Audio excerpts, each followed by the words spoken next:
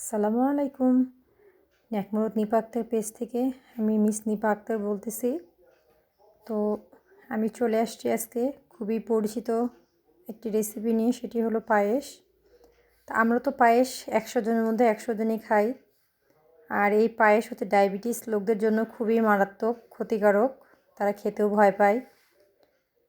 আমার হাজব্যান্ডও সেটার মধ্যে একজন। তো তাদের জন্য কি উপায়ে রান্না করা যায় বা কিভাবে রান্না করা যায় সেটাই আমি নিয়ে আসছি। তো এখানে পায়েসটা আজকে আমি একটু অন্য উপায়ে রান্না করছি, যেটা আমি বাসায় সচরাচর রান্না করি। তো ডায়াবেটিস লোকদের জন্য পায়েসটা এমনভাবে রান্না করা উচিত যেখানে চিনির পরিমাণটা একদমই কম দিতে লাগে, যেন জিহ্বার স্বাদটা একেবারেই কম হয়।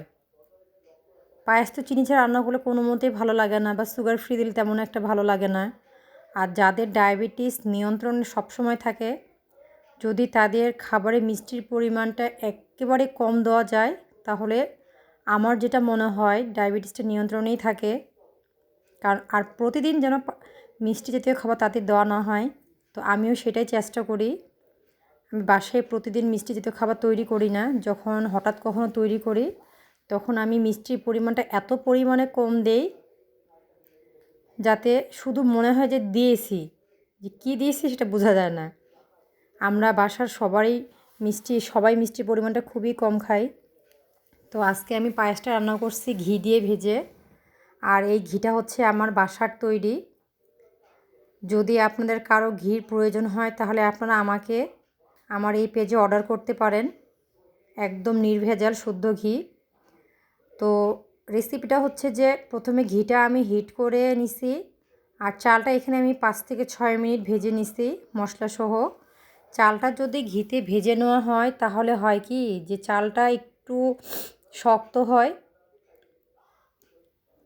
আর পায়েসটা একটু ঝরঝরা হয়, গ্যাদগ্যাদা হয় না।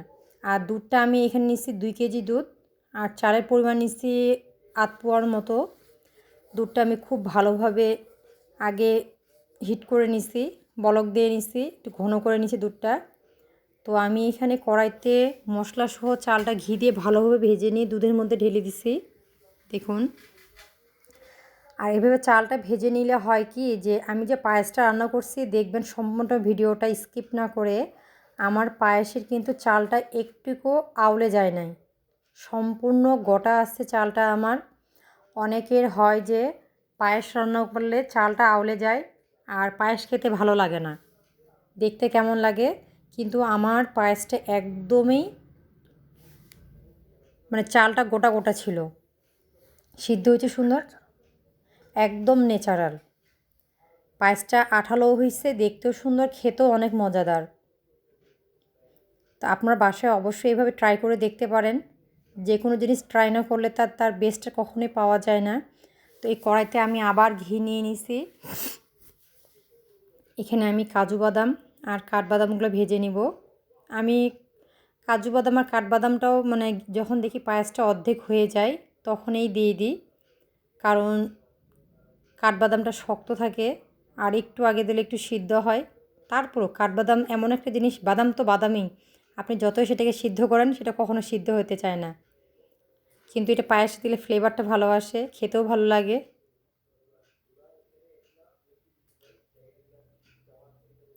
আপনারা অবশ্যই বাসায় যারা মনে করেন যে পায়েস সচরাচর তৈরি করেন, আপনারা এভাবে ট্রাই করে দেখবেন, যে পায়েসটা খেতে অনেক মজাদার হয়।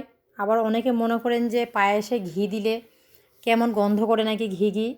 বিশ্বাস করেন, ঘি দিয়ে পায়েসটা রান্না করলে কোনো গন্ধ থাকে না, বরং এটার টেস্টটা আরও দ্বিগুণ পরিমাণে বেড়ে যায়। আমি এভাবেই রান্না করি সেমাই পায়েস, অনেক মজা লাগে খেতে, অনেক মজা। আর অনেকে আছেন যারা ঘি খেতে পারেন না, আমিও যেমন ডাইরেক্ট ঘি খেতে পারি না, কিন্তু আমি কোনো কিছু যদি ঘি দিয়ে রান্না করি আমার অনেক খেতে ভালো লাগে। আপনারা যারা ঘি ডাইরেক্ট খেতে পারেন না, তা আপনারা এভাবেই ট্রাই করে দেখবেন যে ঘির কোনো ফ্লেভার এখানে পাবেন না, অনেক সুস্বাদু লাগে খেতে। এই যে আমি চিনি অ্যাড করব, চিনিটা আমি পায়েসের তুলনায় অনেক কম পরিমাণে অ্যাড করি। তো আমার যারা ভাবিরা আছে বা বোনেরা আছে অনেকে বলে, ভাবি আপনি এত কেন কম মিষ্টি খান। আমি বলি যে যেহেতু ডায়াবেটিস আমার হাজব্যান্ডের হয়ে গেছে বা আমাদের যাদের হয়নি তাদের সাবধান হওয়াটাতে বেশি ভালো না। আমি চাতে যেমন মিষ্টি খাই না, ওটা অ্যাভয়েড করি। পায়েসও মিষ্টির পরিমাণটা খুবই হালকা দেই, যেন শুধু জিভায় স্বাদটা লাগে এটুকুই জন্যই। আর আমি সেমাই পায়েসে একটু লবণ অ্যাড করি, যেন চিনিটা মানে দিলে বোঝা যায় যে চিনি দিচ্ছি, একটু মিষ্টি মিষ্টি লাগে, মিষ্টিটা একটু কড়া লাগে, এই জন্যই আমি খুবই হালকা মিষ্টি অ্যাড করছি এখানে। আপনারা অবশ্যই আমার রেসিপিটা যদি আপনাদের দেখতে ভালো লেগে থাকে তাহলে আপনারা অবশ্যই রান্না করে ট্রাই করবেন, দেখবেন যে খেতেও ভালো লাগছে। আর এই পায়েসটা রান্না করার পরে কালারটা এত সুন্দর একটা কালার আসে, মানে দেখলেই কেমন যেন লাগে, অনেক সুন্দর সুন্দর একটা কালার আসে। পায়েস আমার মোটামুটি শেষের দিকে। আর হ্যাঁ, এখানে আমি নারকেল অ্যাড করছি, তো ওইটা আমার ভিডিওতে তোলার খেয়াল নাই। পায়েসে আমার নারকেল দিলে অনেক মজা লাগে।